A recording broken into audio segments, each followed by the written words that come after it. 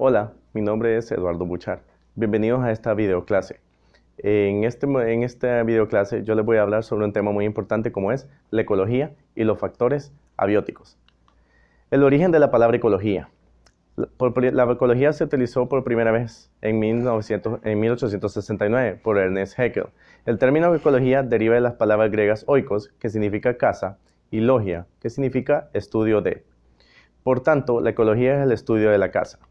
La ecología empezó con el conocimiento de la historia natural de los organismos. Las tribus necesitaban conocimiento detallado de dónde y cuándo podían cazar o pescar. Hasta 1960, la ecología no fue considerada una ciencia importante para la humanidad. El incremento de la humanidad y asociado a la destrucción de ambientes naturales con pesticidas y contaminación hizo que la ecología sea considerada una de las ciencias más importantes. ¿Qué es la ecología? Es la ciencia que estudia las relaciones que se establecen entre todos los seres vivos y el entorno que los rodea. Los niveles de organización estudiados por la ecología son desde el más pequeño hasta el más grande. Son moléculas, organelas subcelulares, células, tejidos, órganos, sistemas de órganos, organismos individuales, poblaciones, especies, comunidades, ecosistemas, paisajes y la biosfera, que es toda la Tierra. Cada nivel de organización tiene sus propios atributos y sus problemas por separado. Los organismos son los seres vivos, ya sea célula o un conjunto de células, que están capacitados para realizar individualmente intercambios de materia y energía con el medio ambiente y para formar réplicas de sí mismos. Los organismos o seres vivos son aquellos capaces de llevar a cabo las funciones vitales de nutrición, relación y reproducción. La población, o sea, el grupo de individuos de la misma especie, que ocupan un biotipo o un medio ambiente determinado.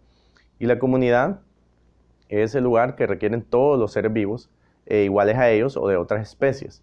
Esto da como surgimiento lo que es la comunidad o biocenosis, que corresponde al conjunto de poblaciones, animales y vegetales que se relacionan entre sí en un lugar determinado.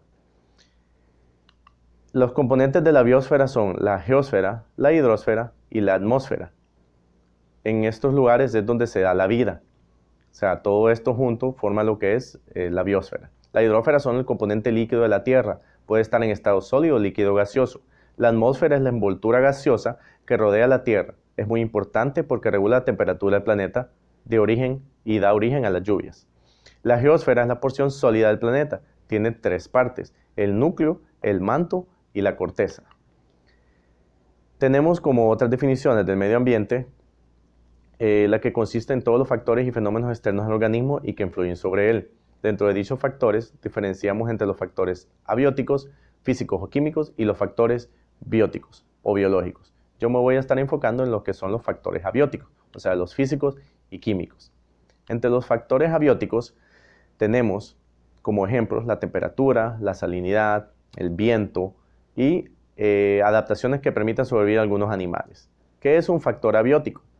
Un factor abiótico son características físicas y químicas del medio ambiente que pueden influir sobre la actividad de un ser vivo. Dentro de estos tenemos varios tipos. Los climáticos son los relacionados con el clima, los edáficos son los relacionados con las características del suelo y los hidrográficos son los relacionados con las características del agua. Los factores climáticos. Entre los factores climáticos más importantes tenemos la temperatura.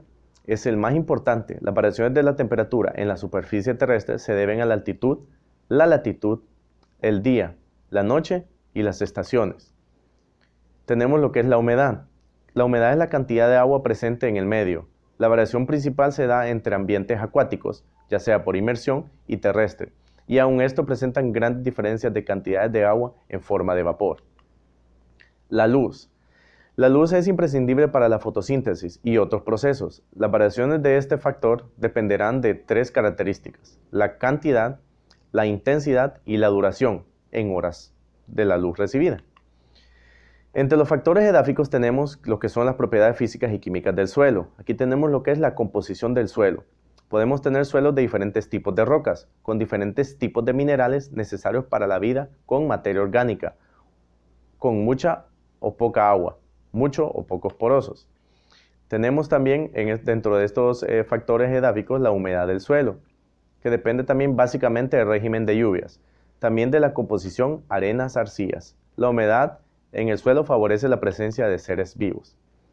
Dentro de las sustancias minerales, eso quiere decir que nosotros tenemos en el suelo distintas sustancias minerales que condicionan a los seres que pueden sobrevivir en él.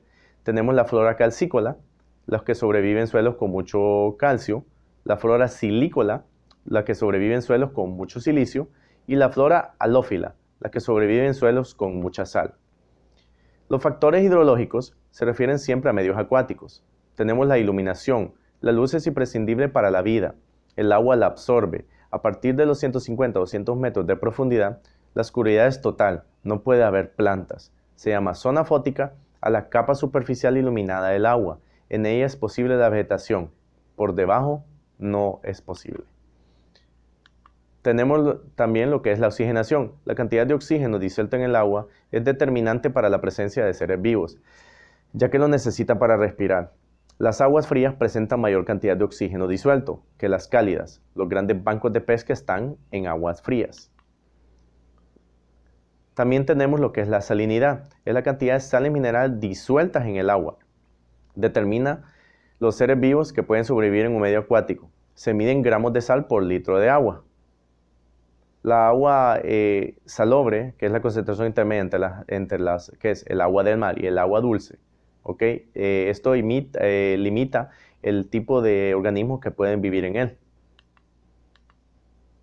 Bueno, muchas gracias por acompañarnos en esta presentación y nos veremos en la próxima videoclase. Gracias.